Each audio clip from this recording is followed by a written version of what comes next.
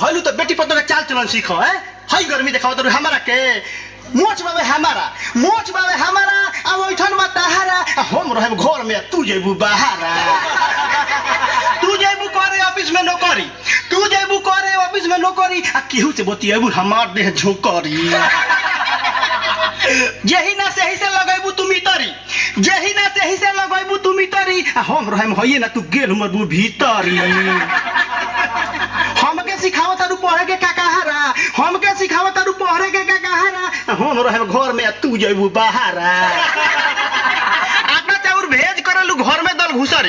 आटा चाउर भेज करलू घर में दल घुसरी आ झूठे कहलू घर में डोंड करे मुसरी तू ही कह केंगा विश्वास करी तोहर आ के जनता दूसरे से लगवावे लगबू मोहर सोचलू कि रही ना केहू के पहारा हम रहब घर में तू जेबू बाहरा तू है जाके खैबू आलू गोभी भांटा हम यहाँ रह के डोलाम का घंटा यहाँ हमर मन छपटाई करी कूब आ तू यहाँ केरा लीलबू हो गुब कहीं होई रात तहार कहीं हो बिन सहारा हम रहब घर में तू जेबू बाहर केहू से